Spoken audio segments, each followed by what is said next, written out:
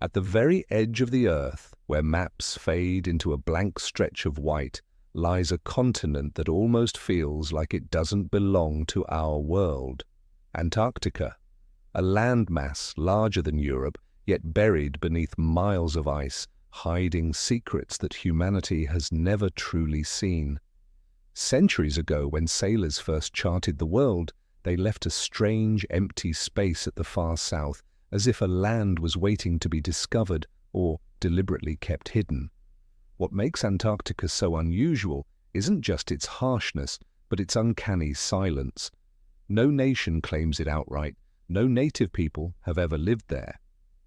Even in modern times, what's revealed about it always seems carefully selected, carefully controlled.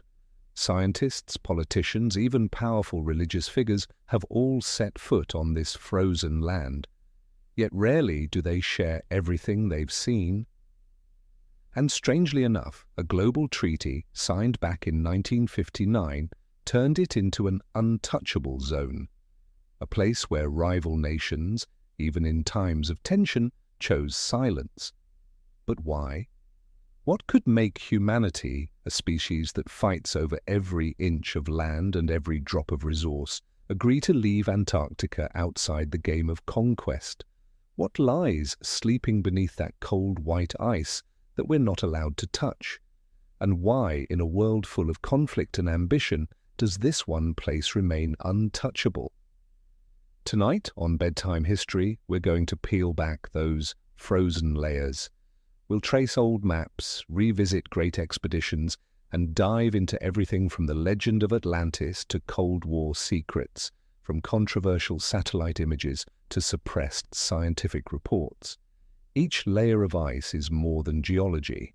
It's a piece of a larger puzzle, a hidden story of power and truth that humanity has never been ready to face.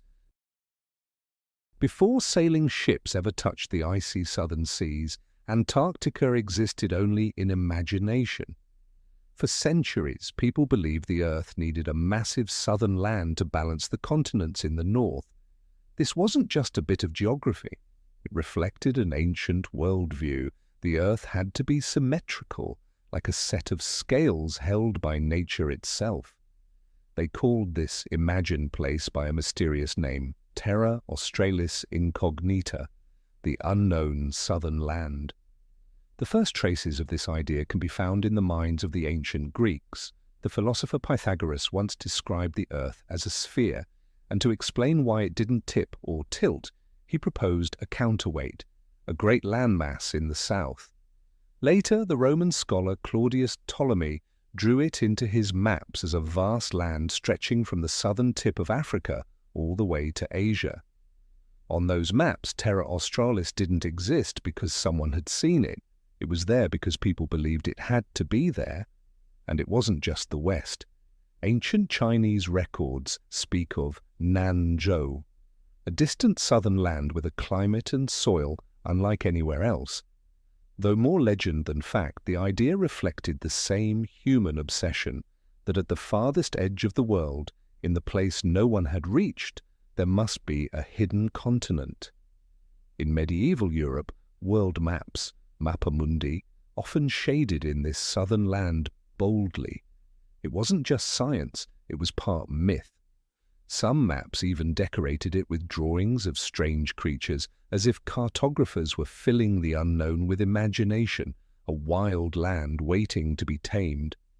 By the 15th and 16th centuries, during the Great Age of Exploration, Terra Australis became an obsession. Explorers believed that if they found it, they would not only redraw the map, but also uncover treasures no one had ever known. The Portuguese, the Spanish, then the Dutch and the English all dreamed of reaching the southern frontier. But what they found instead were frozen seas and scattered islands, Tierra del Fuego, New Zealand, Tasmania, fragments that many eagerly attached to the myth of Terra Australis. Even before anyone truly set foot on Antarctica, its shadow crept into folklore. Polynesian sailors, masters of the open ocean, told of a cold land to the south where icy winds blew and seas were shrouded in mist. In South America, the Inca, spoke of white men from the south, travelers from a distant frozen place. These stories were never backed by proof, yet their persistence made scholars wonder, could collective memory have preserved a shard of truth from an age when the Earth was still very different? As European maps grew more detailed, Terra Australis did not vanish. On the contrary, it was drawn even larger, stretching across the globe from Africa to South America, imagined as the foundation of the planet itself. Only when expeditions pushed closer to the southern circle did explorers realize it had been drawn too large, much of it pure invention. Yet even into the 18th century, Terra Australis still haunted sailors, a phantom that lured them into perilous voyages to uncover what really lay at the edge of the Earth. In the end, Terra Australis Incognita wasn't just a geographical mistake. It was a testament to how humanity has always viewed the world through the lens of balance, believing in what must exist even without proof. And it was this illusion that sparked daring journeys that cost many their lives, yet finally peeled back the veil on a real continent, locked away beneath thick, eternal ice. As the veil of legend around Terra Australis Incognita slowly fell away, the world entered an age of daring voyages. The 18th and 19th centuries marked a turning point when European expeditions, fueled by national pride and personal ambition, threw themselves into the frozen seas surrounding the southern pole. What had once been only a vague idea on maps now became a battleground for explorers, each fighting for the right to be the first to set foot on an untouched continent. The British, with their proud naval tradition, were among the pioneers. In the 18th century, Captain James Cook led expeditions farther south than anyone before, crossing the Antarctic Circle and recording endless fields of ice stretching to the horizon. Though he never landed on the continent itself, Cook proved something crucial. There was more than just ocean in the far south. There was a massive landmass buried beneath the ice. In his journals, he described the region as inhospitable to life and worthless for commerce. But it was exactly this cold dismissal that stoked the hunger of later generations to conquer it. By the 19th and early 20th centuries, the real race had begun. For European powers, planting a flag at the South Pole became a symbol of national strength. Three names stood out above all: Roald Amundsen of Norway, Robert Falcon, Scott of Britain, and Ernest Shackleton, also British, remembered less for triumph than for heroic failure. Amundsen, methodical and precise, prepared meticulously. He studied Inuit techniques, mastered the use of dog sleds, and organized a lean, efficient team. Scott, on the other hand, embodied aristocratic pride and British nationalism. His expedition chose Manchurian ponies and motor sledges, choices poorly suited for the harsh Antarctic, yet reflecting his desire to showcase modern technology. The race unfolded like a pre-written tragedy. Amundsen, practical and focused, reached the South Pole in December 1911, planting the Norwegian flag at the bottom of the world. Weeks later, Scott's team arrived only to find they had lost. On the way back, exhausted and trapped in blizzards, Scott and his men perished one by one, leaving behind journals filled with haunting words, final messages to family and country. His story became not just one of failure but of sacrifice, remembered as a symbol of humanity's struggle against the edge of the earth. And then there was Shackleton. He never reached the pole, yet his name is etched in legend for a different reason: survival. In 1914, his ship Endurance was trapped and crushed by ice, forcing his crew to drift on ice floes for months. At last, Shackleton and a handful of men sailed hundreds of miles across freezing seas to find rescue, and against all odds, saved his entire team. His story stands as a testament to human willpower and extraordinary leadership. Through blood, sweat, and even their lives, these men turned Antarctica from a blank space on maps into part of humanity's story. And yet the brutal conditions they faced revealed a paradox. Antarctica became both a symbol of human conquest and proof of the limits we can never truly overcome. The expeditions of the early 20th century didn't just return with journals and records. They opened a brand new door for science. As drills cut deep into the ice, as rare rocks and sediments were pulled from beneath the frozen continent and brought back to laboratories, a startling truth emerged. Antarctica was not always the barren wasteland we know today. Millions of years ago, it was a lush, green land with forests, rivers, and even massive dinosaurs roaming its ground. The idea of a warm Antarctica may sound impossible, yet the geological evidence is undeniable. Thick seams of coal buried beneath the ice are the remains of ancient forests. Scientists have uncovered petrified wood, giant ferns, and trees that once towered dozens of meters high.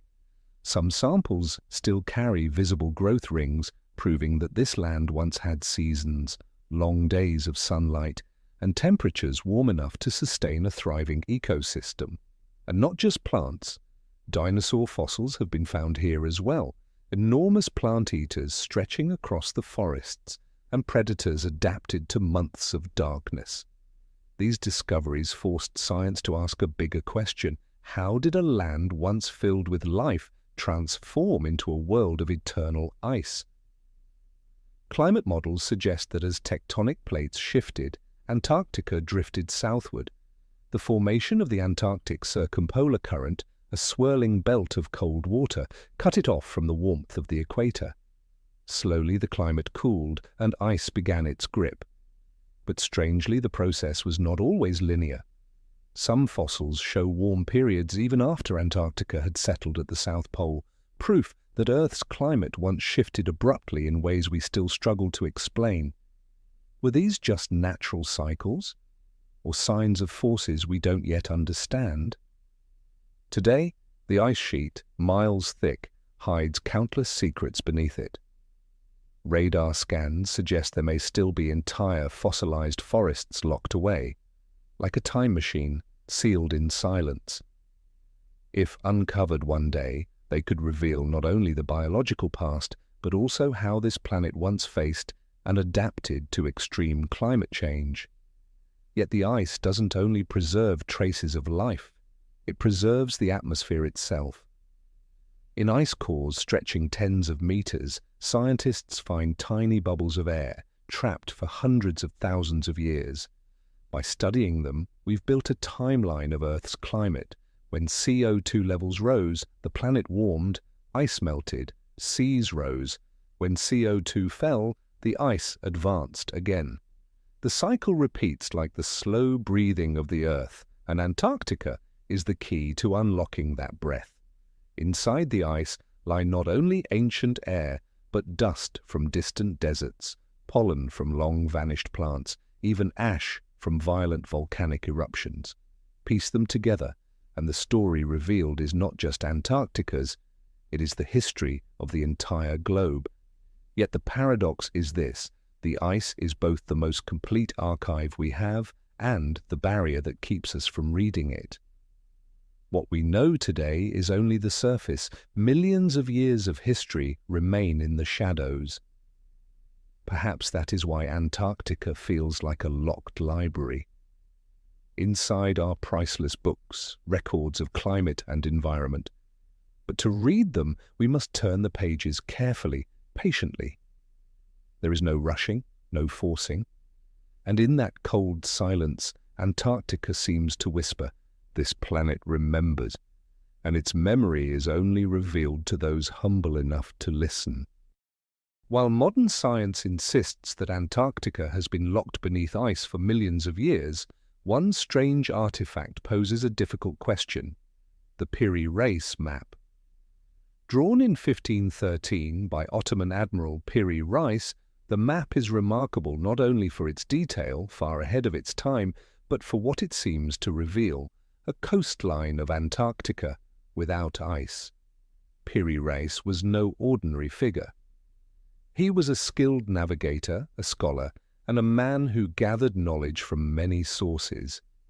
In the notes accompanying his map, he wrote that it was compiled from about 20 older charts: Greek, Arabic, and even some said to date back to Columbus. What shocked researchers is that in the southern portion of his map, the coastline aligns uncannily well with the shape of Antarctica as we know it today, not buried in ice, but exposed as open land. Comparisons between the Piri Reis map and modern geological surveys have left many stunned. Some features match almost exactly with Antarctica's true coastline, revealed only in the 20th century by ice-penetrating radar. Beneath thousands of meters of ice, the shape of the land is astonishingly close to what Piri Reis drew over 500 years ago. And so the question arises, how could a 16th century admiral map a land that humanity would not officially set eyes on until the 19th century?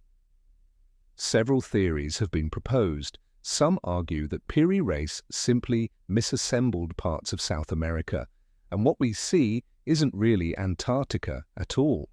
But this explanation falters when specific coastal features line up almost perfectly with modern data. Another theory suggests that his map may have been copied from far older sources, perhaps relics of a civilization that existed before Antarctica was sealed in ice.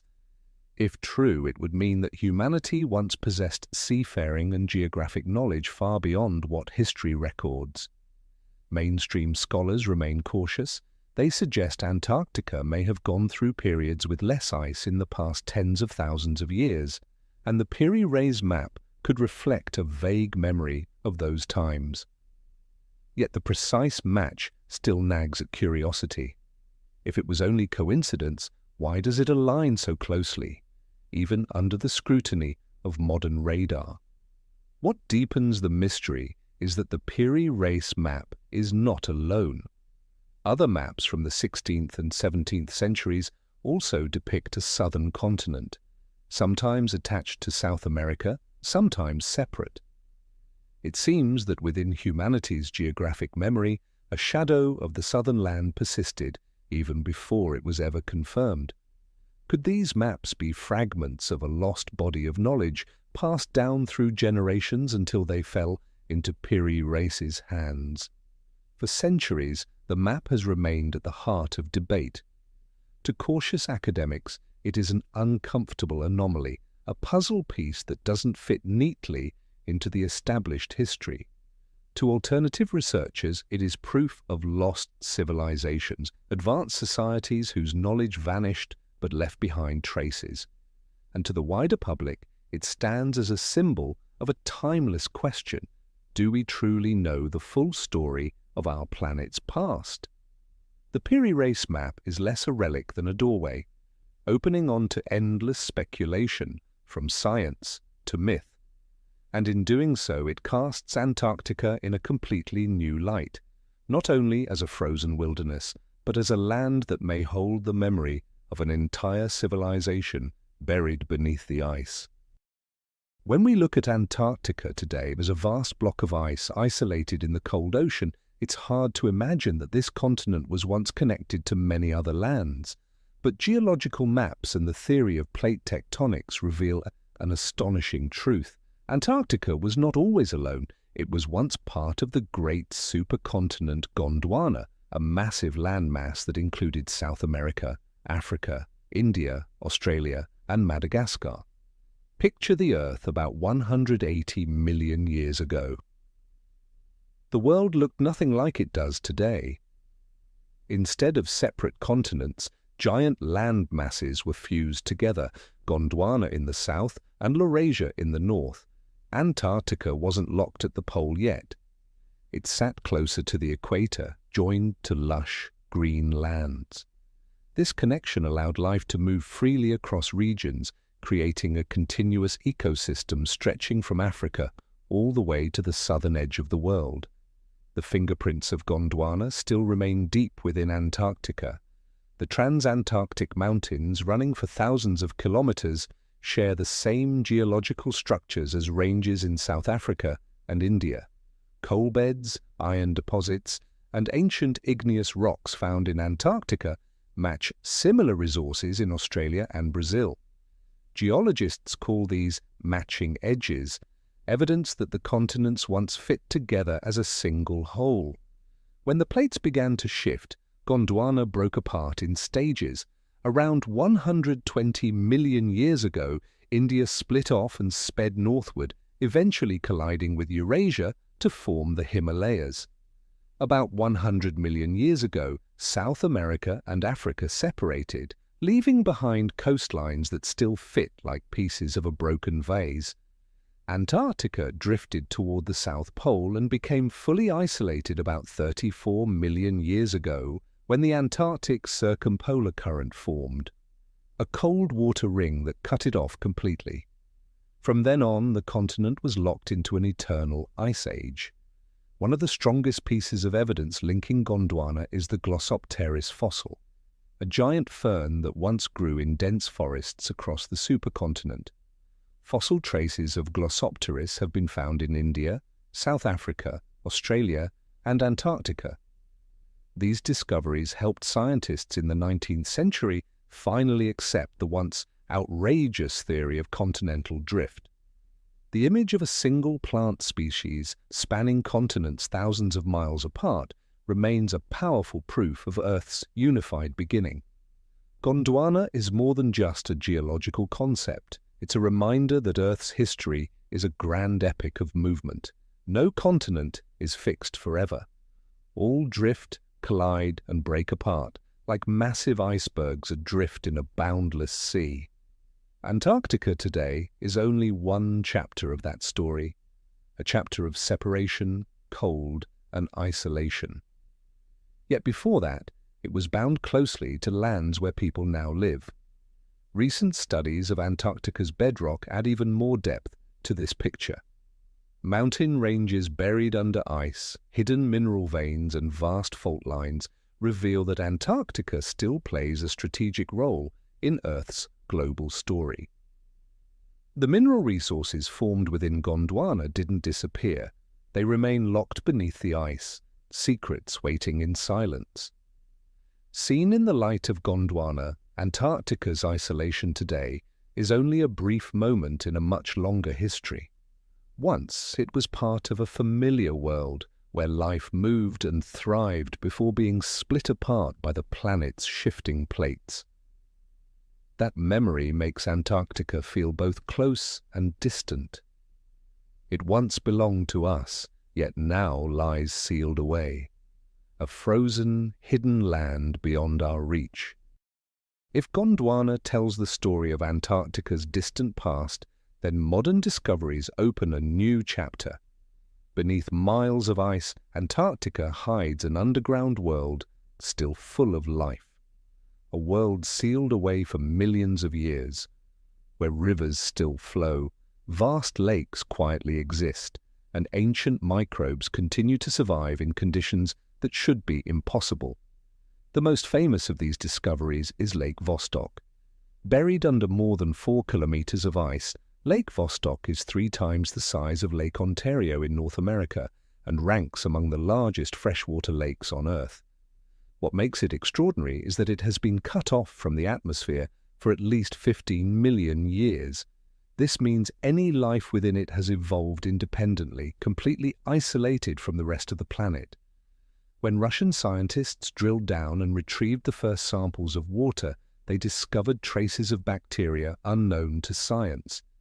These tiny organisms appeared adapted to survive in a dark, high-pressure environment rich in methane, a habitat eerily reminiscent of places we imagine far beyond Earth.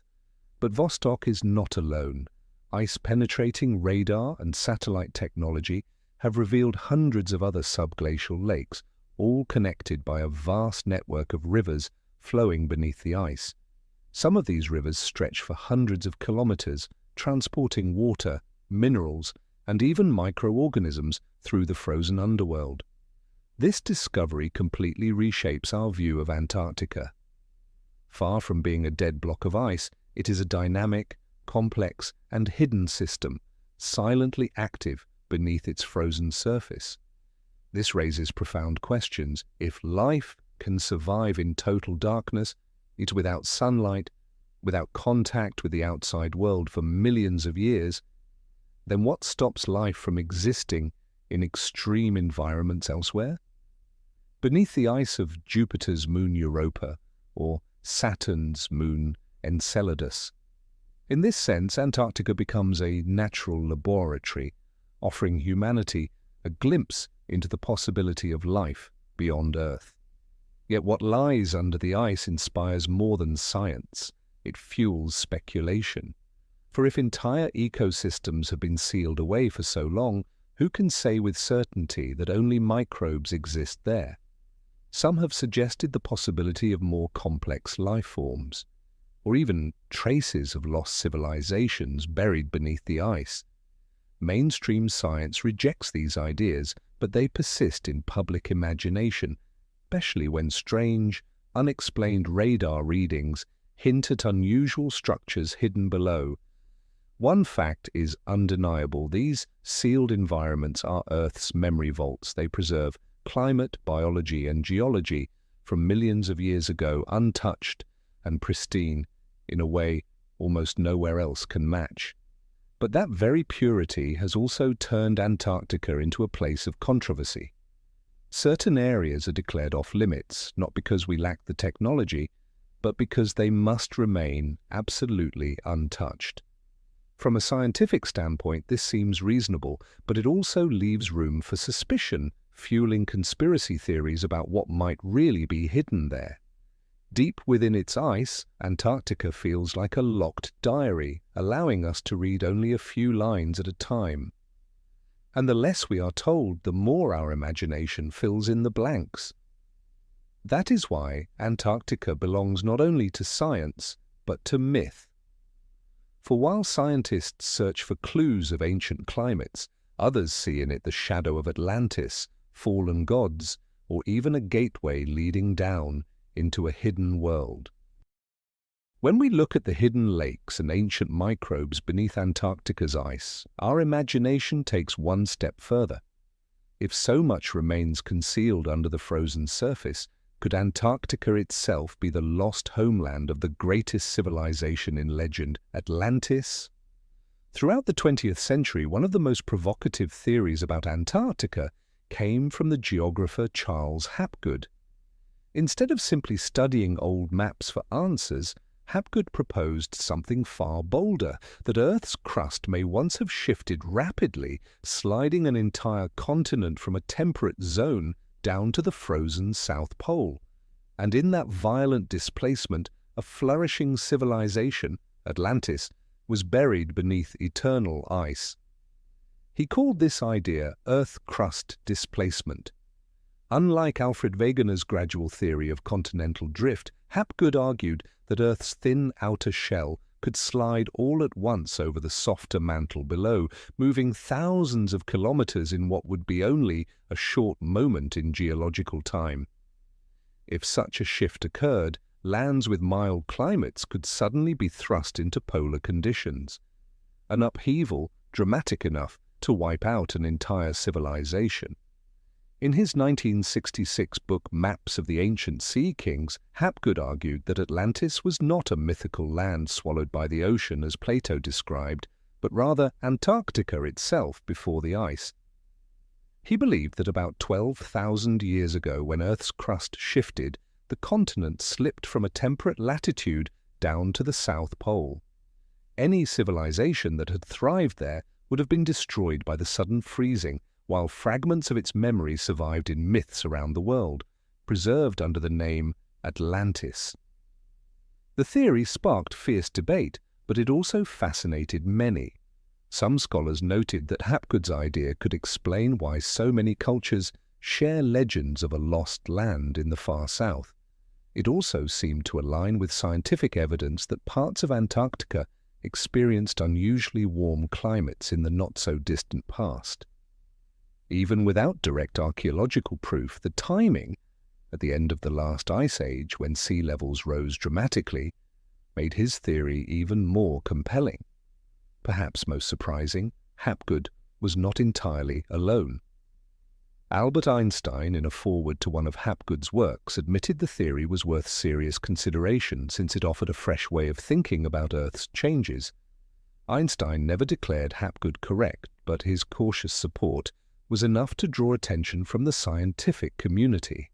Of course, most modern geologists dismiss the Earth crust displacement idea, pointing out that it conflicts with the well-established evidence of plate tectonics. Yet the Atlantis-Antarctica theory has endured, not just among alternative researchers, but also in popular culture. It paints a haunting image of an advanced civilization erased almost overnight, leaving only faint echoes in humanity's collective memory. The real power of Hapgood's theory may not lie in whether it is right or wrong, but in the question it forces us to confront. Could we be missing an entire chapter of human history? If massive geological shifts could happen in the past, how many civilizations might have been erased, surviving only as legend? And so Antarctica becomes a symbol of forgetting, a continent locked in ice like a colossal coffin holding the remains of a lost world. Whether Hapgood was mistaken or not, his theory keeps alive an eternal question. Under those miles of ice, could the myth of Atlantis simply be waiting to be unearthed? If Hapgood's Atlantis in Antarctica theory was just one bold explanation, then humanity's myths feel like echoes from a much older memory, whispers of a shared recollection of a southern land. What's striking is that from South America to Polynesia, all the way to the Mediterranean, we find stories of a distant place, sometimes radiant, sometimes frozen, that vanished beyond human reach. Is this just coincidence, or fragments of memory about a continent long sealed away? The Inca of the Andes told of white men from the south, strange figures emerging from a frozen land, sometimes described as bringers of knowledge. They were said to have taught agriculture, architecture, and then disappeared after some great disaster. In remote Patagonia, the Tehuelche people passed down tales of pale-skinned giants, twice the height of ordinary humans, living in the cold ends of the earth. When European explorers arrived in the 16th century, they too recorded stories of the Patagonian giants. Some sailors even claimed to have seen towering figures on the wild coasts, as if legend and reality had briefly touched. What makes this curious is that many of these stories existed before Europeans ever set foot in South America, which makes the idea that they were just exaggerations of meeting taller outsiders less convincing. Perhaps the giants of the ice were metaphors, personifications of the glaciers and frigid winds sweeping in from the south. But it's also possible they were blurred memories of ancient encounters, with groups of people long vanished, leaving no trace but myth. Across the Pacific, the master navigators of Polynesia told stories of Hawaii, a sacred land in the far south, believed to be the origin of their ancestors. To them, Hawaii was not only the place where souls return after death, but also a shared homeland, a land that once existed but was lost. While many scholars interpret Hawaii as a cultural metaphor, when placed alongside the Inca and Patagonian stories, the similarities suggest a deeper collective memory. Even in the Greek world, where Plato wrote of Atlantis, geographers like Ptolemy and Strabo speculated about a vast southern continent, Terra Australis, necessary to balance the Earth. This idea carried on into medieval maps showing how both East and West were haunted by the thought of a land no one had ever seen. In many cultures, the figures from the south, giants or beings from another realm, were not enemies but semi-divine figures, inspiring both awe and fear, often remembered as bringers of knowledge. The pattern mirrors the Atlantis myth itself. An advanced civilization destroyed, yet leaving faint traces behind. In human culture, giants often symbolize memories of a bygone age when greater forces walked the earth. The Titans of Greece, the Nephilim of the Bible, the colossal figures in Polynesian myth, they all share one trait. They belong to an earlier world, one swept aside to make room for humanity.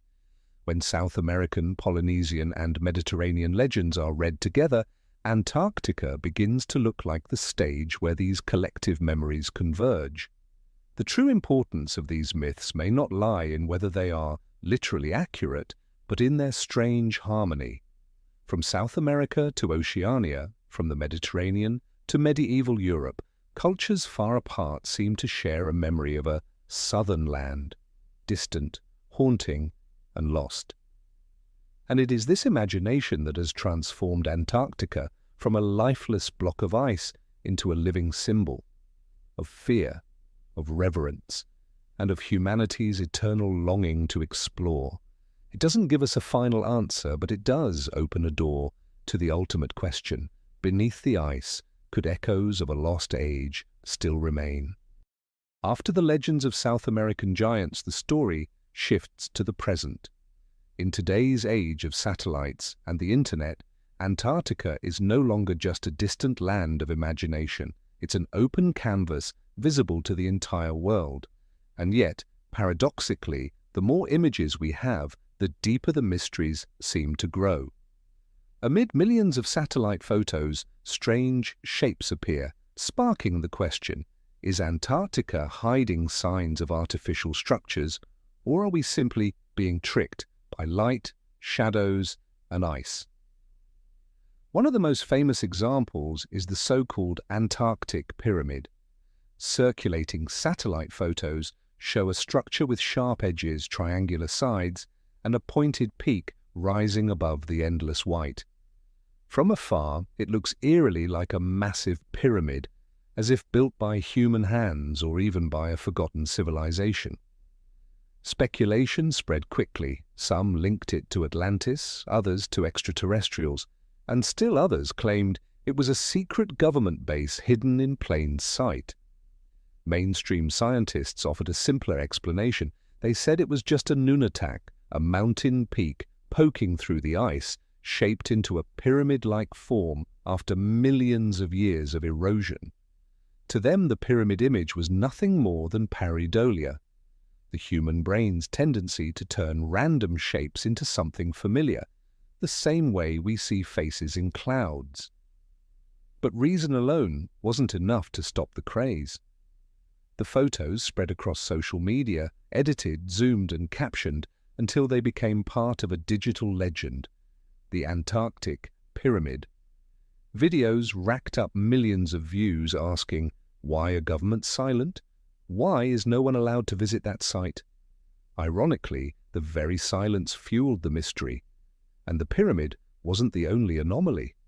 Other satellite images showed dark streaks that looked like tunnels, rectangular shadows cut into the ice, or strange openings leading underground. Some were later explained as natural shadows or image processing glitches. But for those who believe Antarctica hides secrets, they became proof of underground bases and unknown structures buried beneath the ice. The power of these images doesn't lie in whether they're accurate. It lies in how they spark curiosity. Antarctica is already off limits to nearly everyone, so any anomaly becomes fuel for imagination. A dark patch can turn into a massive entrance, a sharp peak into an ancient pyramid.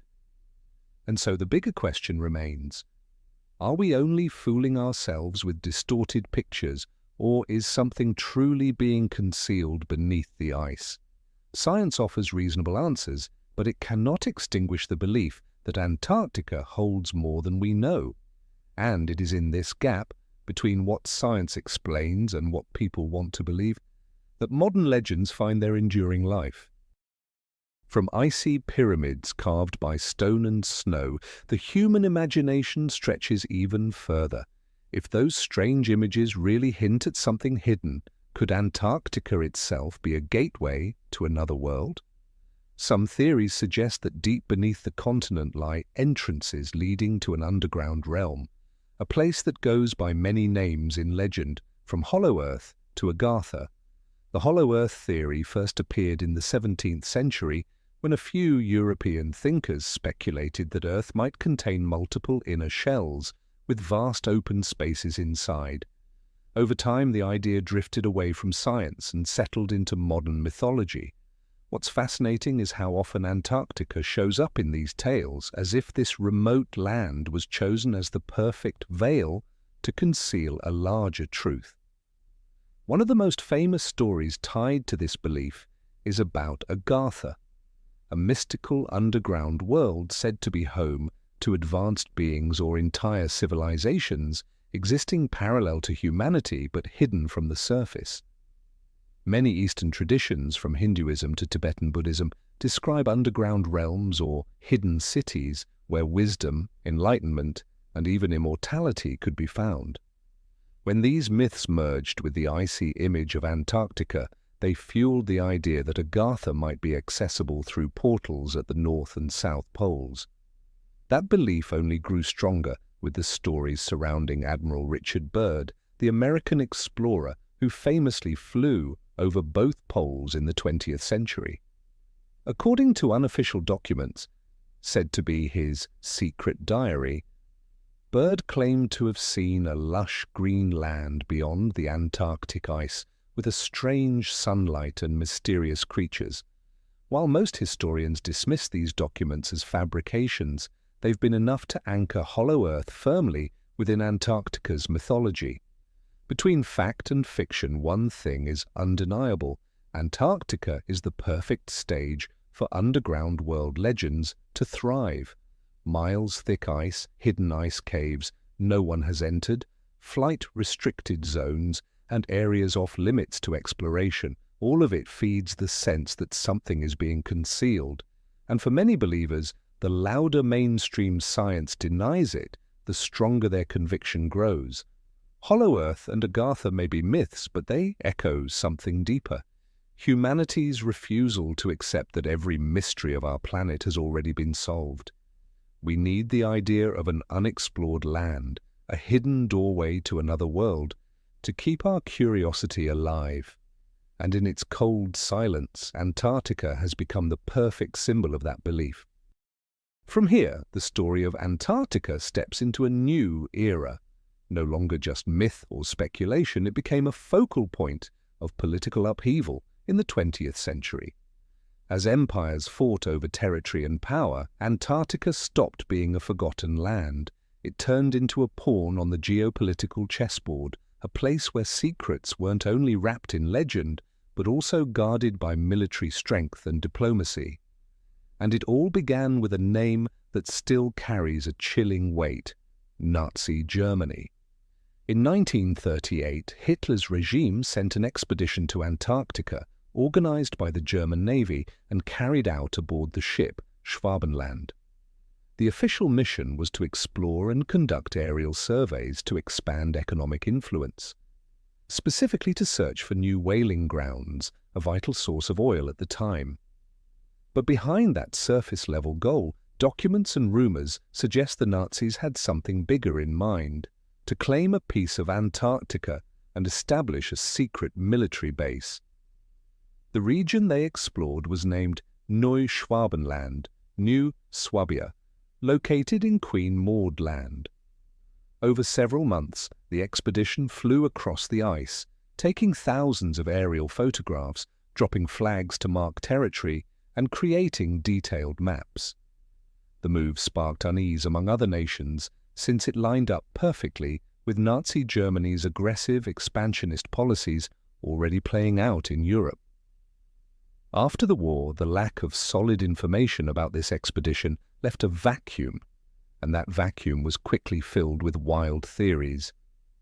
Many came to believe the Nazis didn't just scout whale-rich seas, but actually built secret underground bases beneath the Antarctic ice.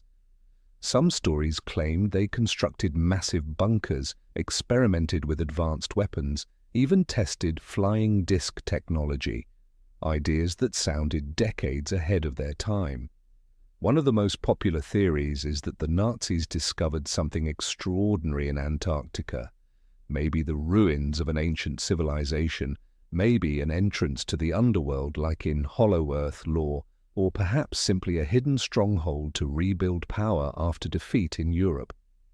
These stories were fueled further by accounts of missing German officers after 1945 and whispers that U-boats slipped away to the southernmost seas.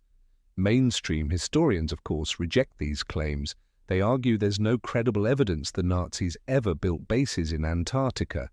Instead, they see New Swabia as more symbolic, a propaganda-driven expedition to secure Germany's place on the global stage rather than a serious military outpost.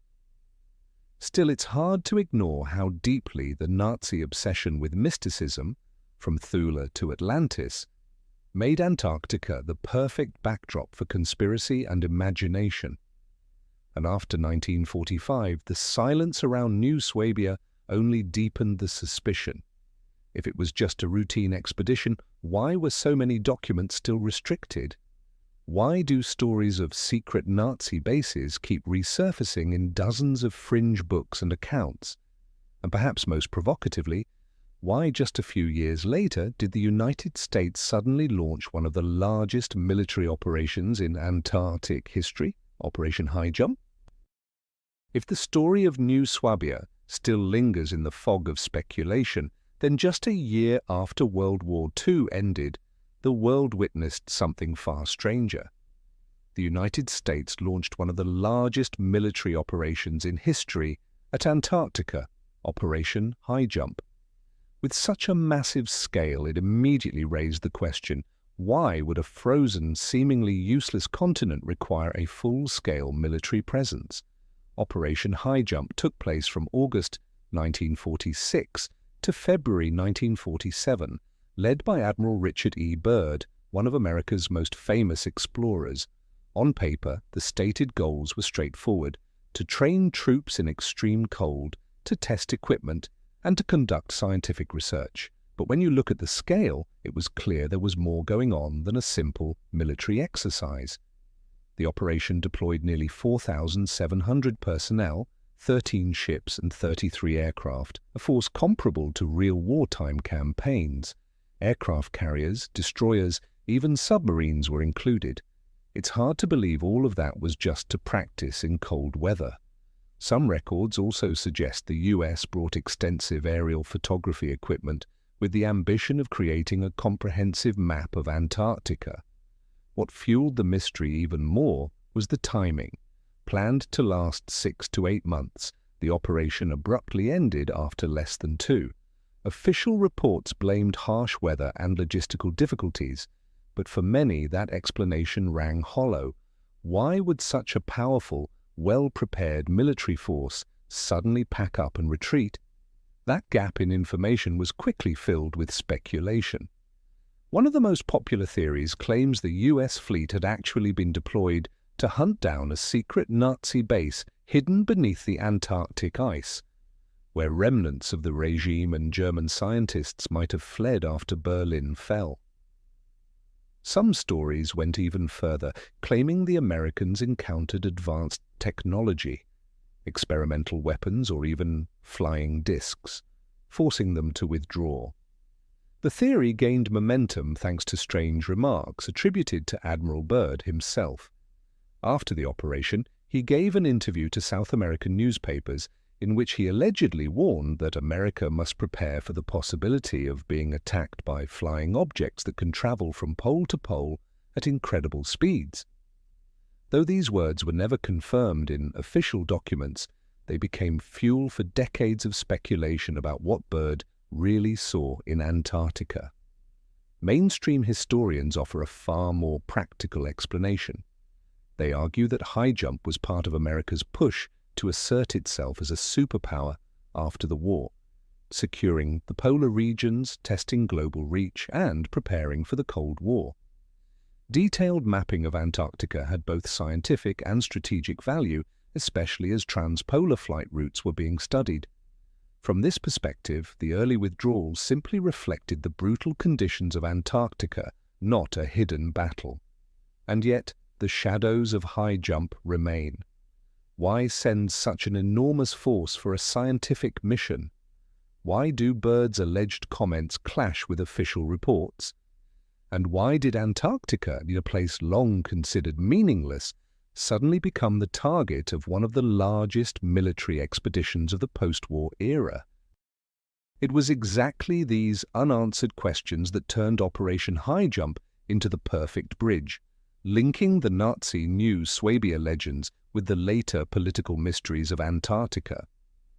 And when Admiral Byrd became the central figure, the words attributed to him, whether true or not, opened a new doorway toward a vast land beyond the pole, a place that seemed to suggest another world, unlike anything we thought we knew about our planet. According to South American newspapers in the post-war years, Byrd gave an interview in 1947 in which he warned that the United States must be vigilant against the possibility of an attack by flying objects that can move from pole to pole at incredible speeds. The statement caused an immediate stir. Some papers even quoted him as saying there was a vast, lush land beyond the southern pole, untouched and unexplored. Later researchers questioned the authenticity of those printed reports, but by then the words had already been absorbed into the growing body of Antarctic legend. Part of the myth also came from what's claimed to be Byrd's secret diary. According to this controversial account, Byrd allegedly recorded strange experiences during his polar flights, where he described seeing green valleys, unusual animals, and even making contact with beings more advanced than humans. In one often quoted passage, Byrd supposedly wrote that his plane was taken under control and flown into a land free of ice, where he encountered the inhabitants of the inner Earth. Of course, neither the US military nor academic historians ever confirmed the diary's existence, dismissing it as a fabrication. Yet for the public imagination it became proof for the hollow Earth theory and Antarctica's hidden secrets. What makes this even more intriguing is that even without the disputed documents, Byrd's career alone invites speculation. As one of the first pilots to fly over both the North and South Poles, he personally witnessed uncharted regions with his own eyes. His flights documented photographs and observations of areas not fully covered in ice, as well as strange weather phenomena. Perhaps it was these experiences that made his words so haunting, because they didn't just come from fantasy, but from a man who had truly seen things few others could even picture. Some modern researchers argue that Byrd was only referring to unexplored parts of Antarctica along the coast, where ice had receded to reveal dry valleys, and that his warning about high-speed flying craft was simply a metaphor for emerging Cold War technology. But his vague phrasing, combined with sensational newspaper reports, gave his words a life of their own, transforming them into fuel for the idea of a secret world beneath the ice. We may never know what Byrd truly meant, nor how much the press exaggerated his statements. But it was precisely this ambiguity that made him a kind of messenger for grand theories of the hollow earth, of Agartha, and of lost civilizations hiding at the bottom of the world. After Admiral Byrd's strange words, Antarctica slowly moved out of the age of daring expeditions and into a completely new phase, the age of global politics and diplomacy. The clearest sign of that shift came in 1959 with the creation of the Antarctic Treaty, a document many still consider one of the most unusual agreements of the 20th century. Throughout the 1950s, the world was caught in the most dangerous years of the Cold War. The United States and the Soviet Union clashed on every front: nuclear weapons, space exploration, political influence. And yet, in the middle of this global standoff, something almost unbelievable happened. Both sides agreed that Antarctica would belong to no one. On December 1st, 1959, in Washington, D.C., 12 nations, including the US, the USSR, the UK, France, Japan, Australia, and Norway, signed the Antarctic Treaty. The treaty laid out a few key principles. The entire continent would be used only for peaceful purposes. All military activity was strictly banned. Scientific research was encouraged, and results had to be shared openly. Nuclear tests and the dumping of radioactive waste were forbidden. No country could make new territorial claims, and all existing claims were frozen, set aside indefinitely. What made the treaty so strange was the level of agreement. In a world where territory was almost always the spark of war, Antarctica was suddenly taken out of the game.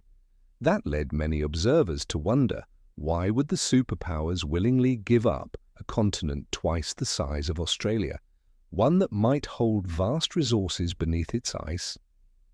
Did they know something the rest of the world did not? Some historians argue that the answer is simple. No one wanted to pour money and manpower into such a hostile, hard-to-control land while the Cold War was already consuming so many resources. The treaty, in this view, was simply a way to avoid opening yet another front. But to those who believe in deeper secrets, that explanation feels too thin. They suggest the treaty was really a cover, a way for world powers to keep Antarctica's hidden truths under wraps, whether that meant ancient ruins, secret bases, or something far stranger. Suspicion only deepened when people looked at the treaty's strict rules on access. Anyone wanting to explore, survey, or even research the continent needed special permission. Huge areas were closed off under the banner of environmental protection. Commercial flights were not allowed. Even scientists could only operate within tightly controlled zones. For many, this level of restriction didn't look like openness. It looked like deliberate control. From there, conspiracy theories flourished. Some say the treaty was designed to keep the world from discovering archaeological finds that could rewrite history. Others believe it was to hide secret military bases, perhaps remnants of Nazi Germany, or perhaps new Cold War facilities built by the superpowers themselves. And of course, there are those who claim the real purpose was to block public access to evidence of UFOs or extraterrestrial life. Whatever the truth may be, one thing is undeniable. The Antarctic Treaty is one of the most successful diplomatic agreements in modern history. More than 60 years later, it is still in effect, and more nations have joined it. In a world defined by conflict, Antarctica has become the only place with no war, no armies, no borders. And yet, it is exactly this absolute peace that keeps the suspicions alive. The feeling that what looks like peace may in fact be a carefully negotiated silence. The Antarctic Treaty of 1959 officially declared the frozen continent a land of peace, dedicated to science, free of military presence and free of territorial disputes. But anyone who has studied the maps or looked closely at the fine print will notice something hard to ignore. Vast areas marked as restricted zones, regions where access is limited or outright forbidden. That naturally raises a troubling question. If Antarctica is truly nothing more than a peaceful, scientific preserve, then why are there no-go zones and blocked flight corridors? In reality, commercial flights over Antarctica are almost non-existent. International routes always bend around South America, South Africa, or Australia, but never cut straight across the continent. The official explanation is aviation safety, extreme cold, no backup airports, unstable communications. Yet many argue that modern aviation is more than capable of handling such challenges. So why do airlines continue to treat Antarctica like a blank space on the map? It doesn't stop at passenger flights. Even scientific activity is tightly controlled. Satellite maps often show blurred areas, missing data, or zones that simply aren't publicly available. Independent researchers have pointed out no-fly corridors drawn across the continent, areas where flights are not allowed to pass or land. Officially, these are said to protect fragile ecosystems, but for the public such reasoning only fuels suspicion. Is this really about environmental protection or about keeping secrets buried under the ice? The most popular theories claim these restricted zones conceal things the world isn't supposed to see. Nazi bases left over from the war, ancient structures trapped beneath the glaciers, or even cutting-edge military experiments carried out by today's superpowers in direct violation of the Antarctic Treaty itself. Adding fuel to the fire are satellite images that occasionally surface online before being quickly removed. Some appear to show massive dark holes like cave entrances or geometric structures with sharp edges that stand out against the ice. To believers in Hollow Earth or Agartha, these are gateways to an underground world, guarded by global powers through access bands. To more practical minds, the images still hint that Antarctica may not be empty at all, but hiding infrastructure or sensitive resources. The map of restricted zones becomes even more suspicious when compared with 20th century expeditions. Many teams were allowed deep into the interior, only to be forced to turn back near certain coordinates. A few scientists have even admitted publicly that they were denied access and prevented from releasing data from sensitive regions. Such control leaves people wondering, is environmental preservation just a cover story, while the real goal is to keep discoveries under wraps? Antarctica, in this sense, is like an unfinished puzzle. The visible pieces are clear enough, but key sections are deliberately covered. Each restricted zone, each blocked flight corridor, becomes an empty space that sparks imagination. And it is those empty spaces that have given birth to countless theories, making Antarctica one of the most mysterious and myth-filled places in modern history. When the Antarctic Treaty was signed, many assumed the frozen continent would become a symbol of absolute peace, nothing more than climate research stations and quiet scientific outposts. But reality proved far more complicated. As the Cold War unfolded, Antarctica stepped onto the stage as a silent battleground, a theater of shadow conflicts no less tense than Berlin or Cuba. With its unique geography, sitting at Earth's southern pole, stretching across a vast sheet of ice and lying near critical transpolar flight paths, Antarctica quickly became what both the United States and the Soviet Union saw as golden ground for surveillance. In an era when nuclear war felt possible at any moment, the idea of placing radar or missile systems at the South Pole carried immense strategic weight. From here, a base could monitor aircraft and submarines across both the South Atlantic and the South Pacific. On paper, the research stations focused on geology, climate, and biology. But many observers suspected that behind those modest scientific-looking buildings were hidden intelligence centers, intercepting radio signals, monitoring satellites, even testing classified military technologies. Radar towers, satellite antennas, and fortified bunkers carved into the ice began to appear. Were they truly for weather data, or for something much bigger?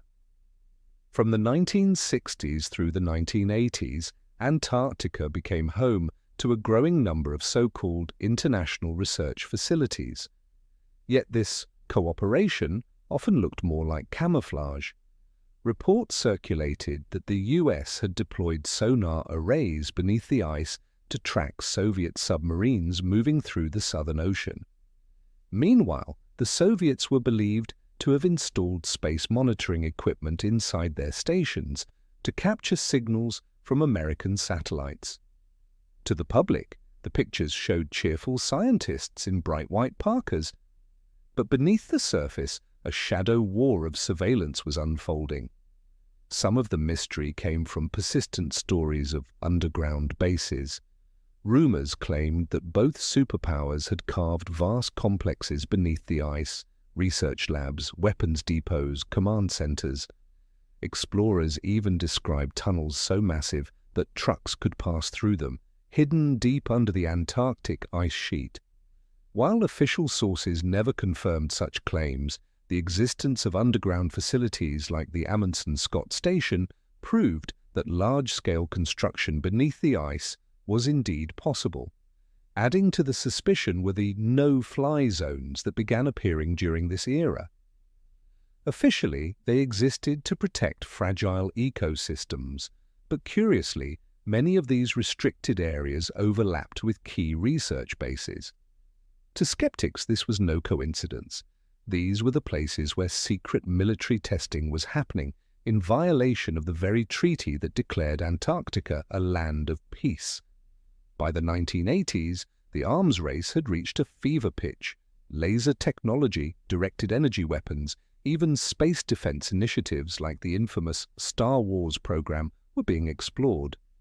Some theories suggest that Antarctica, isolated, silent, and easily hidden from public scrutiny, was the perfect testing ground.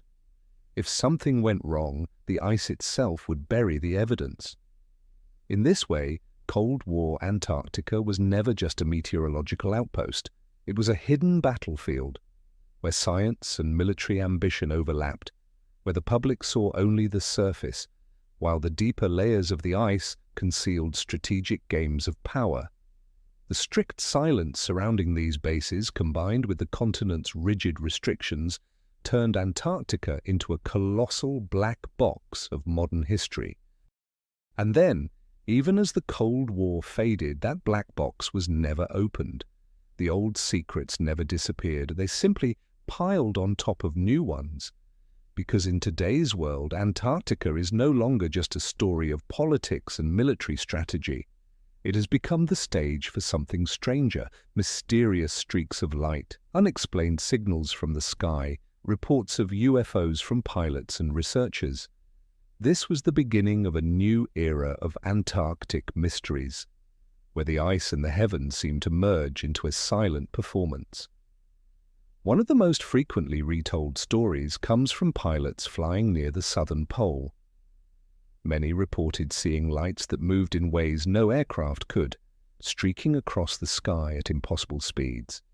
Sometimes they appeared in groups, flying in formation, only to vanish in an instant. These reports were rarely made public, but they circulated quietly within military and research communities. For believers in UFOs, Antarctica became the ultimate hidden stage for otherworldly activity. Even research stations have logged strange phenomena. Scientists at the Amundsen Scott Base described brilliant halos stretching across the sky for hours, with no natural explanation to account for them. Blue or silvery white beams appeared at times, unlike the normal auroras one might expect. Some reports even mentioned strange sounds accompanying the lights, a low hum that seemed to resonate from the sky itself. These accounts almost never reached the public, and when they did, they were quickly dismissed as unidentified atmospheric phenomena.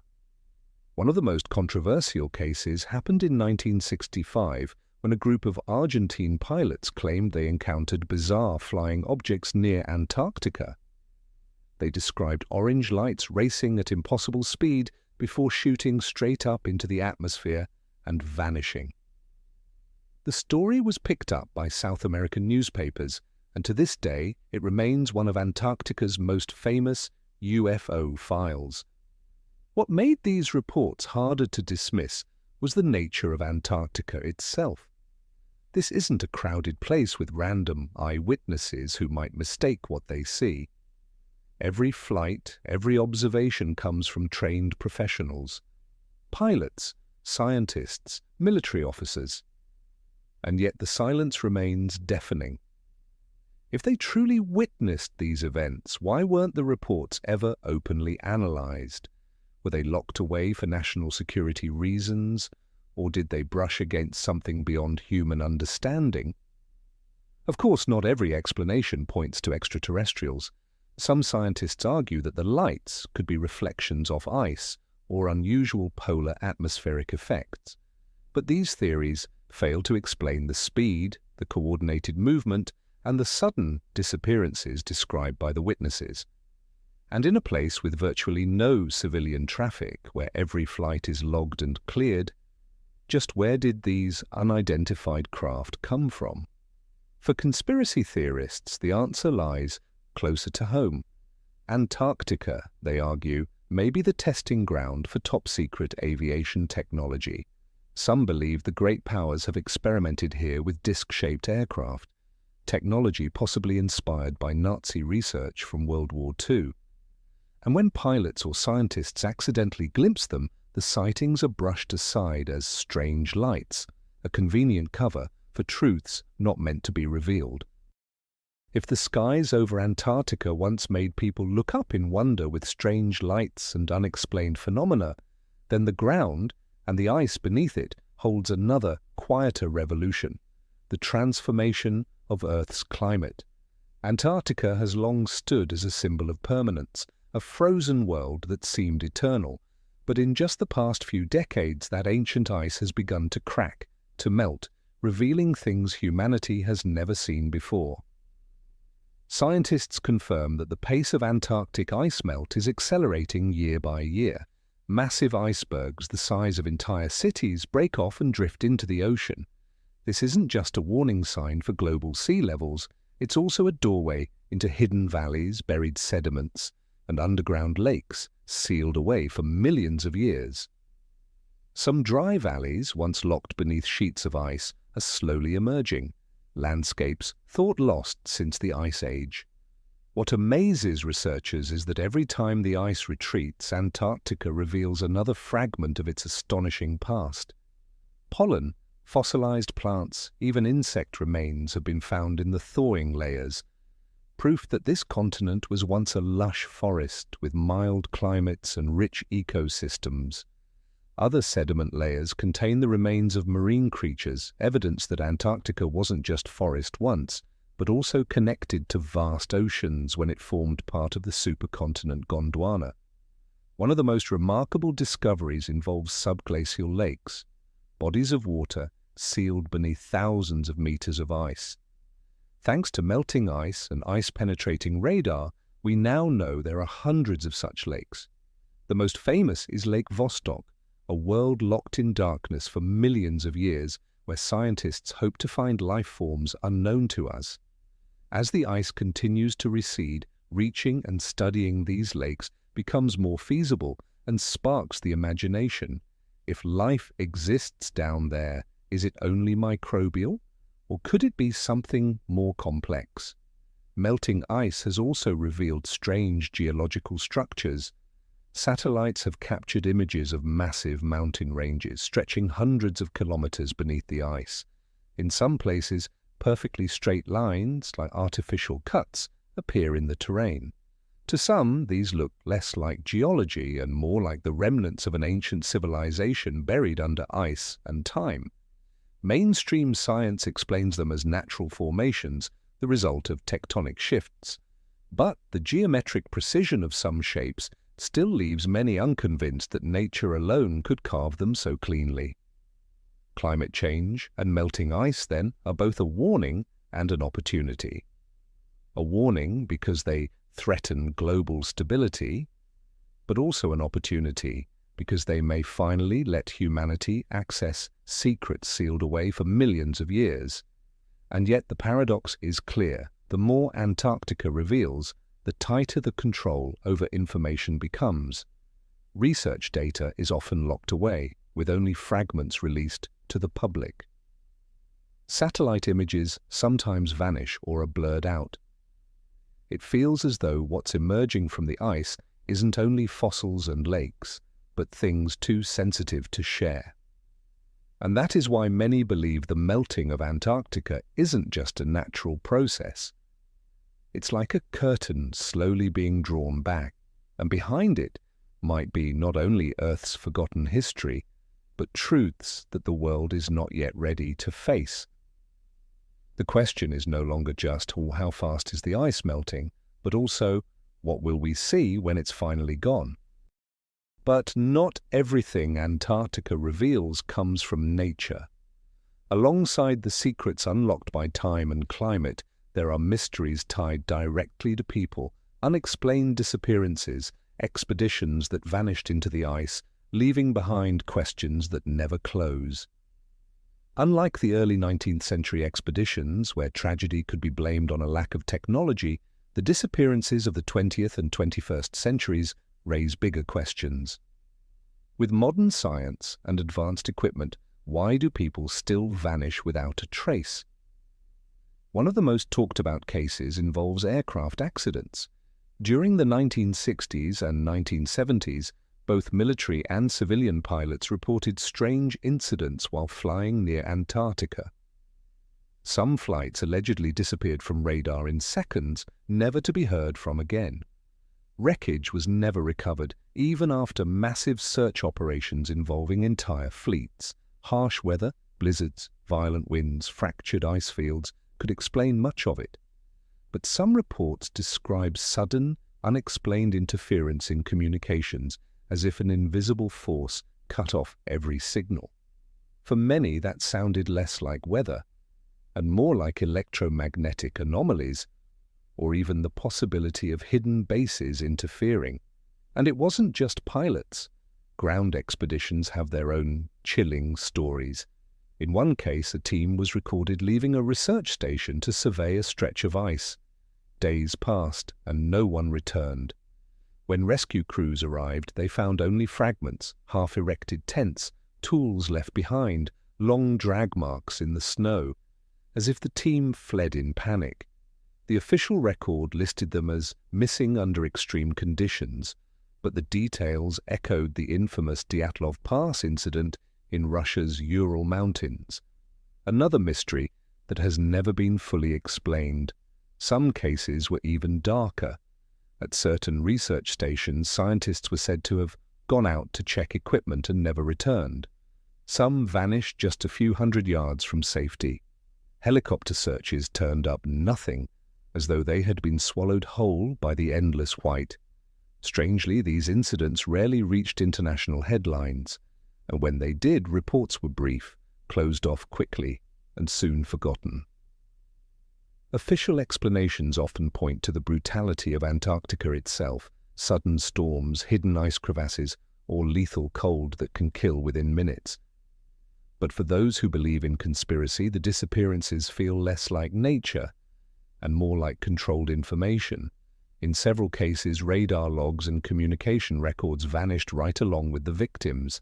Some suggest these people stumbled across something they were never meant to see, and that their disappearance was no accident. Antarctica, with its perfect silence and ability to conceal anything, becomes the ultimate stage where the impossible can happen unseen. And these disappearances only darken the continent's shadowy reputation. They leave us with the eerie sense that some presence, visible or invisible, is always there, guarding whatever lies buried beneath the ice. Stories of vanishings don't just leave us unsettled, they force a larger question. What is worth hiding so much that human lives are the price? If these are just natural accidents, why do reports and data so often vanish along with the victims?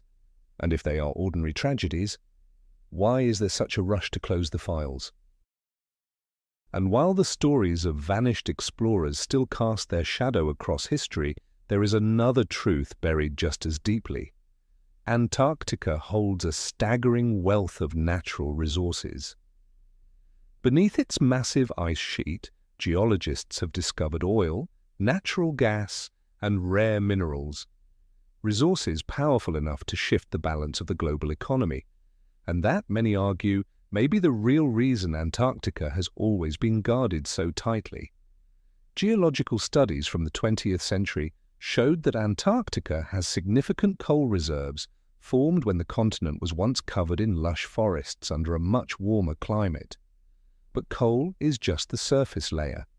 As ground-penetrating radar and deep drilling technology advanced, scientists began uncovering signs of oil and natural gas. Some estimates suggest Antarctica's oil reserves could rival those of the Middle East, while its gas reserves could compete with Russia or Qatar, and it doesn't stop there. Antarctica is also believed to be rich in rare minerals, iron, copper, gold, uranium, and even rare earth elements, the heartbeat of modern technology. These metals are essential for batteries, phones, computers, and especially advanced military hardware. In today's high-tech era, whoever controls those resources holds a strategic edge. But because of just how massive and sensitive that hidden fortune is, Antarctica was essentially locked away by the 1959 Antarctic Treaty and reinforced by the Madrid Protocol in 1991, which banned resource exploitation for at least 50 years. On paper, the reason was to protect the fragile environment, and yes, Antarctica's ecosystem is incredibly delicate, where even small disturbances can leave long-lasting scars. Yet through the lens of geopolitics, it's hard to believe the world's superpowers would simply walk away from such treasure only for the sake of the environment. Analysts often say the Antarctic Treaty was really a way of freezing interests. Instead of rushing into a resource war, the superpowers agreed to put things on hold, preserving the status quo until the timing is right. In the meantime, they quietly carry out surveys, mapping the geology, locating oil fields and mineral deposits. When the moratorium finally expires, the nation with the most data will hold the upper hand. The clearest examples come from the 1970s and 1980s, when both the US and the Soviet Union carried out major geological surveys. Under the banner of science, they drilled deep to collect sediment samples, allowing them to estimate resource potential. Most of those detailed reports were never made public, but leaks hinted at massive numbers. More recently, China has invested heavily in Antarctic research stations, deploying underground surveying technology with very similar goals. It's this resource factor that makes it hard to see Antarctica as the pure continent of peace it's portrayed to be. Instead, it feels more like a giant vault packed with treasure, locked tight, with every superpower holding a spare key, waiting for the right moment to turn it. When the world faces an energy crisis, or when resource strategy becomes a matter of survival, opening that vault may only be a matter of time. And it's here that conspiracy theories find new fuel. If Antarctica truly holds that much wealth, then perhaps the restricted zones, no-fly corridors and tight information control aren't just about protecting ancient secrets, but also about hiding geological data. Some even believe that small-scale experimental extraction has already taken place in secret, with results kept under wraps to avoid sparking international disputes. Resources, then, may be the most concrete piece of Antarctica's mystery. UFOs, hollow Earth theories, and ancient legends live in the haze of imagination, but oil, gas, and minerals, those can be measured, quantified, and fought over. And they may well be the clearest reason why for decades Antarctica has remained sealed off, guarded like an unopened treasure chest. If the vast resources hidden beneath Antarctica's ice are enough to keep nations cautious but never looking away, then another mystery lies in the very people who choose to set foot there. Not ordinary tourists, not even just scientists, but powerful figures and global icons, politicians, religious leaders, even astronauts. And every time one of them shows up, it sparks a wave of questions. What could possibly draw them to this barren, frozen land, a place with no cities, no permanent residents, and, officially at least, nothing to see? One of the most talked about visits happened in 2016, when then US Secretary of State John Kerry made a surprise trip to Antarctica. On the very day of the US presidential election, the timing alone fueled speculation.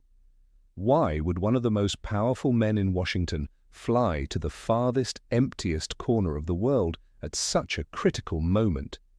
The official answer was climate change, or was he keen to witness its impact firsthand? But skeptics argued that there were plenty of other places far more urgent for such a visit. The silence around his itinerary and the fact that many details were never released has left Kerry's trip shrouded in mystery. Years before that, Antarctica also welcomed another unexpected guest, Pope John Paul II. His presence on the White Continent was described as a symbolic gesture of peace. But like all symbols, it could be read in many ways. Some say the Pope wanted to see the Earth's untouched wilderness as living proof of God's creation. Others whispered that the visit was a way to stake a spiritual claim in a land already dominated by political and scientific powers. From a religious perspective, Antarctica could be seen as the final symbol of purity, or perhaps a place tied to theological secrets never made public. Adding to the intrigue was Buzz Aldrin, the legendary astronaut, the second man to walk on the moon. Aldrin traveled to Antarctica only to leave suddenly due to health issues. What made the trip stranger was a cryptic message he posted, and later deleted. "We are all in danger. It is pure evil." No one knows exactly what he meant. But for a man who had gazed at Earth from space and stood on the moon, those words carried a chilling weight. Did he see something in Antarctica that the rest of the world will never be told? And it doesn't end there. Over the years, politicians, billionaires, and military leaders have all made sudden, secretive visits.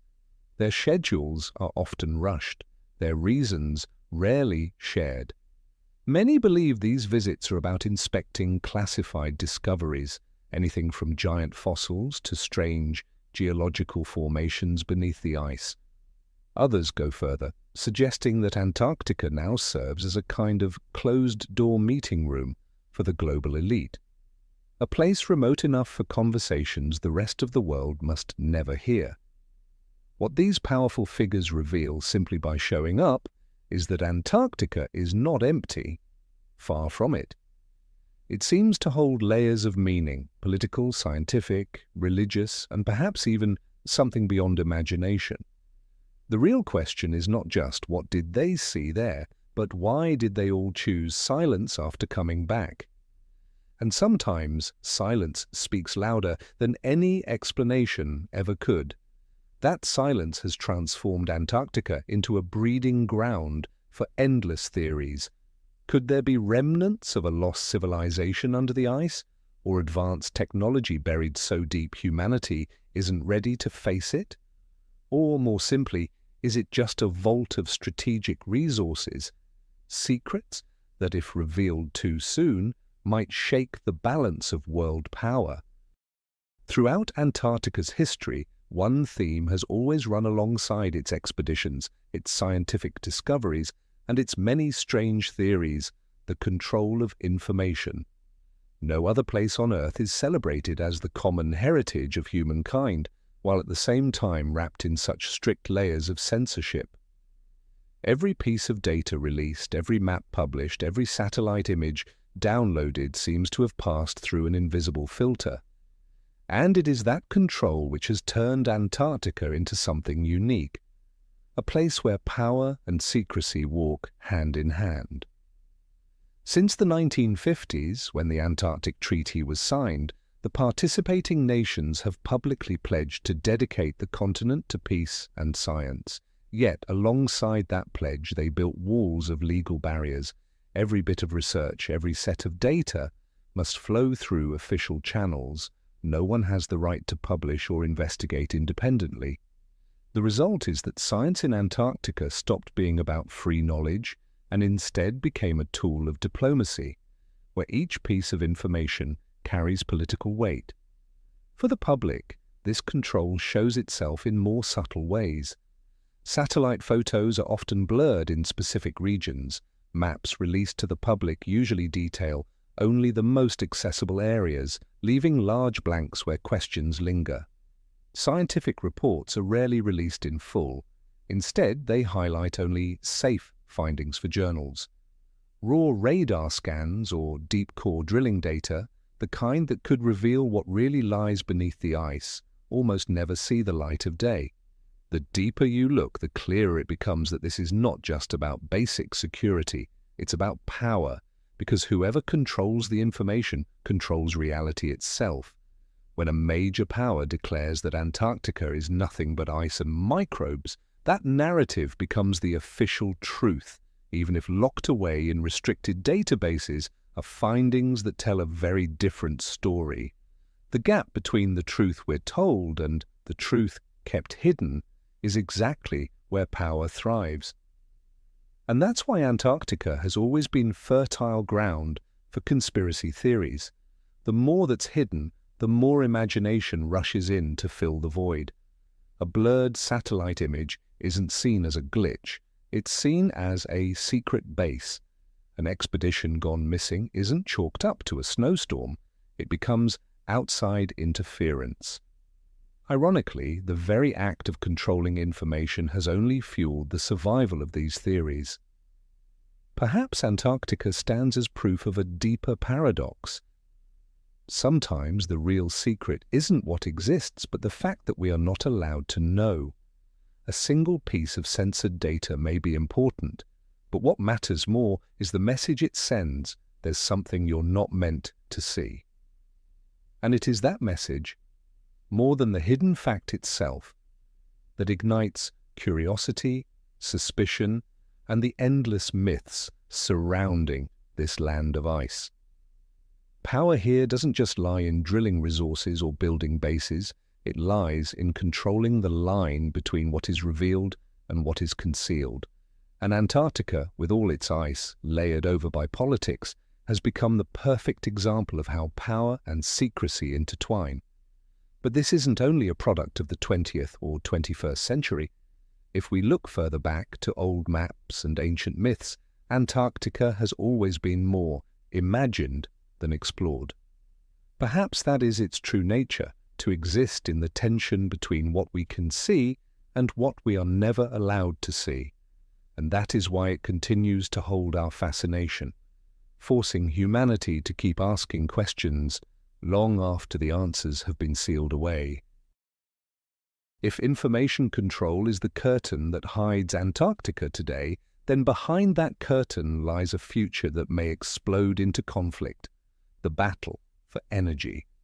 In a world that grows hungrier for resources every year, where oil fields, gas reserves, and rare minerals have become strategic bargaining chips, Antarctica, with its vast frozen wealth, cannot remain untouched forever.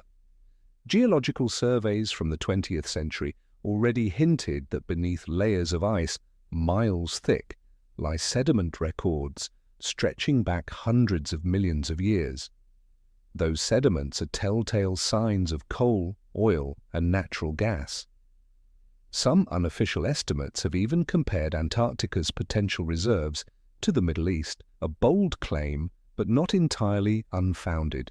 As radar technology has improved and can now peer deeper through the ice, the continent's underground resource map grows clearer. The question is no longer if the resources exist, but when and who will tap into them first. For now, the Antarctic Treaty and the Madrid Protocol have frozen all exploitation, but those agreements are only temporary. When the world enters a full-blown energy crisis, when traditional oil fields run dry, the debate won't be should we drill or not, it will be which nation gets to drill first. A silent race is already underway, not with weapons, but with data and science. Whoever holds the most detailed maps of oil and gas reserves, whoever perfects the technology to drill and transport in such extreme conditions, will dominate the game the moment the ban expires. And this energy struggle goes far beyond oil and gas. Antarctica is believed to hold rich deposits of rare minerals, cobalt, lithium, and rare earth elements, the building blocks of batteries, renewable energy, and modern weapons. In an age where green energy is hailed as salvation, whoever controls these rare materials will control the direction of global industry. The world can talk about solar, wind, and hydrogen power all it wants, but every one of those technologies still depends on scarce minerals, and Antarctica could very well be the last great untouched mine. That's why many warn Antarctica could become the new Middle East, only more dangerous. Because exploitation here wouldn't just risk geopolitical conflict, it could unleash an environmental catastrophe. Every drill hole, every pipeline could disrupt the delicate balance of its ecosystem, and once the ice begins to collapse, the damage wouldn't stay local. It would ripple out to sea levels, climate systems, and the survival of millions worldwide. And yet this is exactly why Antarctica may become the front line where power and morality collide. Great powers could invoke global energy relief as justification for drilling. They might frame it as a solution to fuel shortages, food crises, or even climate change itself. At the same time, environmental organizations will push back, warning that exploiting Antarctica would be like opening Pandora's box, unleashing consequences that can never be reversed. This is where the true weight of Antarctica becomes clear. It is not just a remote continent, it could be the place where humanity's future is decided. Once its resources become a prize, Antarctica will no longer be the continent of peace, but a global chessboard. The coming energy war may not begin with bullets, but with treaties, with technology, and with how convincingly each side can tell its story to the public. Whoever controls the narrative of extraction for the good of humanity will be the one to win. And so Antarctica is not only Earth's memory sealed in ancient ice. It may also be Earth's future. The real question is, when humanity finally unlocks that frozen vault, will we find salvation? Or will we trigger yet another cycle of ambition, conflict, and environmental ruin? If we imagine Antarctica as a land draped in mystery, then it is as if three hands are gripping the curtain tightly: science, the military, and religion. Three realms that seem different, even opposed, yet converge at the southernmost edge of the planet. Each holds a part of the key, and together they form a triangle of power that both protects and seals away the deepest secrets of Antarctica.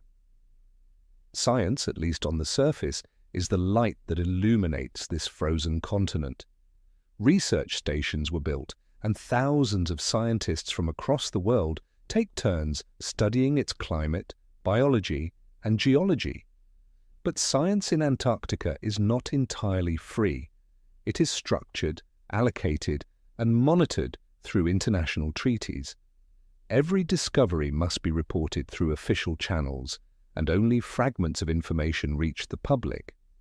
Ground-penetrating radar data, core samples drilled deep beneath the ice. These rarely appear in their entirety.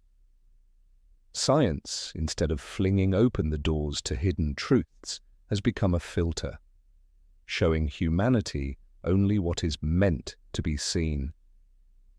If science is the mask, then the military is the steel beneath it. Since the Cold War, Antarctica has been under constant watch. Military bases disguised as research stations, restricted flight paths, censored areas on maps, all suggest the quiet presence of armed forces. Operations such as High Jump, along with rumors of Nazi underground bases, reinforced the belief that Antarctica has always been on the strategic radar of the superpowers. Officially, international treaties forbid the deployment of weapons here, but few truly believe the military has withdrawn from such a geographically crucial land, one that sits at the junction of three oceans, directly beneath the web of global surveillance satellites. The third point of the triangle, religion, may sound unexpected, but its influence is undeniable.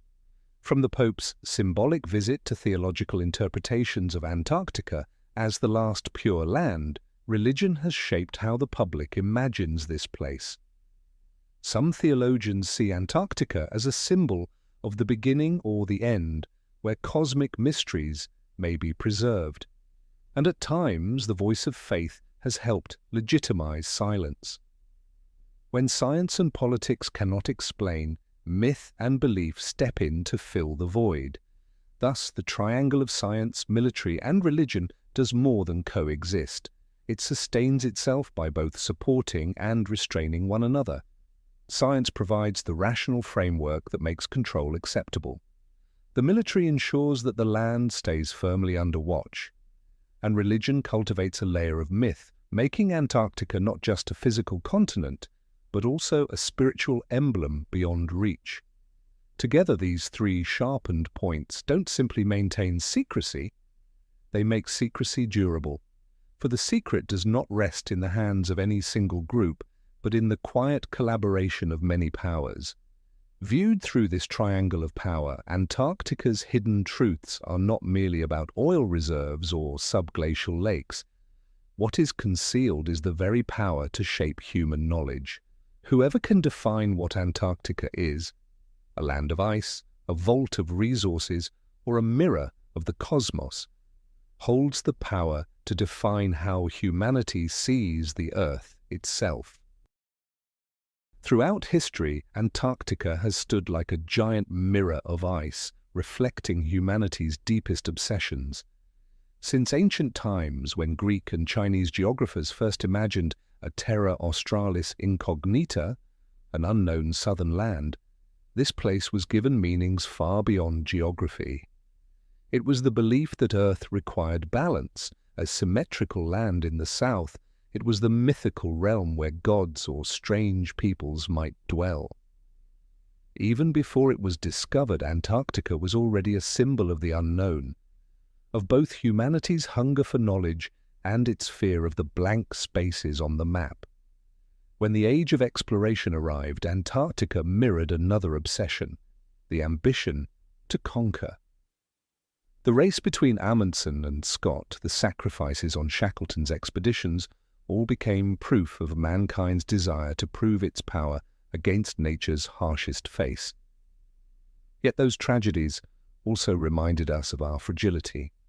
No matter how advanced, humans remain fragile against endless snow and bone-crushing winds. Antarctica whispered back with icy calm, "We were never the absolute masters of Earth."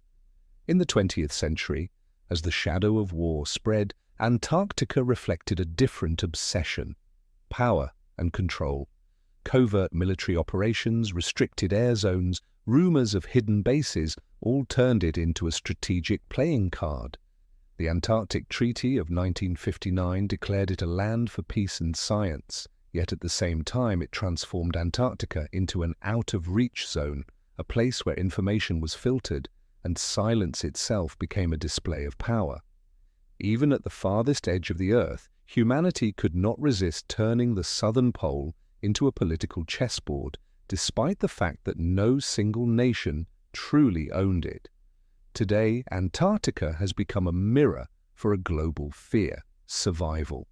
As ice sheets crack, as sea levels rise, the world looks to Antarctica not with curiosity alone, but with dread.